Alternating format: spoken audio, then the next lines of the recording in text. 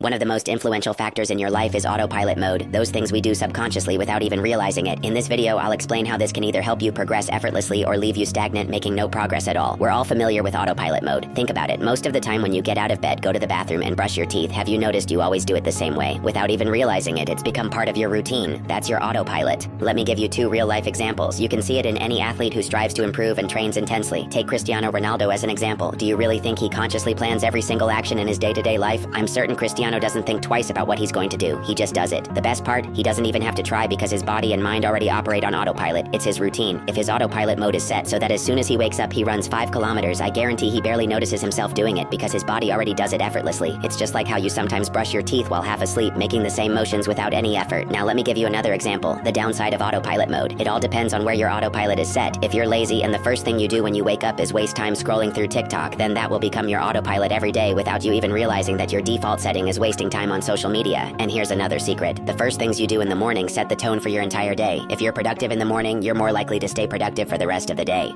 The real question is, how do you change your autopilot if you're stuck in a cycle of laziness and wasting time? The first step is to become aware of what you do unconsciously. For example, if you realize you've spent the whole day watching videos, that's the first step, recognition. The second step is wanting to change because autopilot doesn't change overnight. It's something ingrained in you, a habit you've grown accustomed to. If you try to force a change without genuinely wanting it, you'll just end up back where you started. The third step is persistence. For 21 days. On average, it takes 21 days to change your routine, create a new habit, or adapt to a new autopilot mode. That means if you're productive for 21 consecutive days, it'll become second nature. After that, you won't even have to try because your autopilot will take over and it'll feel as natural as flowing with the current. Think about people who wake up early every day to go to a job they hate. Do you really think they make that effort every day just for the money? No, they're on autopilot. Some of them even have the opportunity to look for a less stressful job, but their bodies and minds are locked into autopilot, so they stay where they are. Of course, there will be days when you fail at your routine and struggle to be productive. That's okay. There will always be obstacles in your path. Just stay committed to the routine you want to set as your new autopilot. Keep your focus on what you want to accomplish. Life will always have two sides, the positive side and the negative side. It's up to you which side you program your autopilot to follow. The good news is that if you're on the negative side, there's always the chance to reset your autopilot to the positive side. But be careful. If you're on the positive side, your autopilot can also slide into the negative side if you're not mindful. As I always say, it's your life and you decide what to do with it. The choice is yours.